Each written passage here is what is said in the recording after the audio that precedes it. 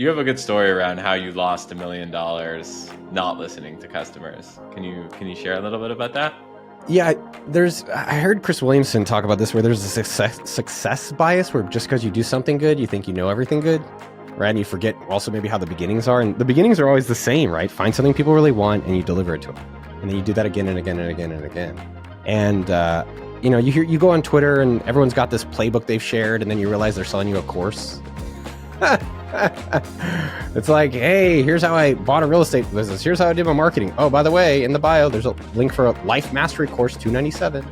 And, I guess I'd say as an operator in the trenches, running an e-commerce site at AppSumo, I stopped listening to the customer really well and listening to the team. And we have about 600 products on AppSumo software deals at any time. And a lot of them are like the latest ones, like, as you said, Cast Magic. And so we thought, hey, if you 10x it, because you see on Twitter that 10xing is the way, that we'd 10x our business. And so I very quickly ran in the wrong direction. And so we had to hire more people on sales, on operations, on the marketing. And then and then the engineering team built all this stuff for that. So I'm only talking about cash million that I lost, not in terms of the salary. That's probably another $1 million. And so we went from 600 to 13,000 products within 6 months on the site. And our revenue stayed the same, but our profit went down, right? Because now we have different margins. So some products have better margins than others. So we went from normally like a 50% margin, give or take. Now we're down to like a 30% margin. And our customers were livid.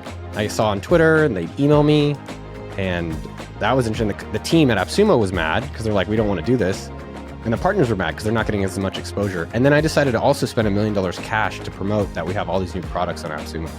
And that was a great, painful, expensive reminder around how do you test things before you go invest in them. And I think everyone thinks their ideas are unique and their approaches are unique, and it's probably not.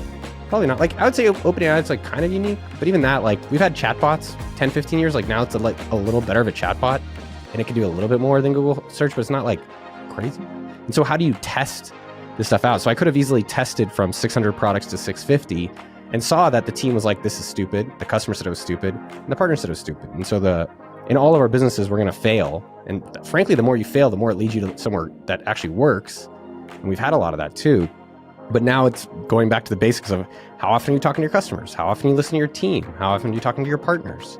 And then as we have these crazy ideas that we know are always right, how do we test them before we then double down and really invest in them?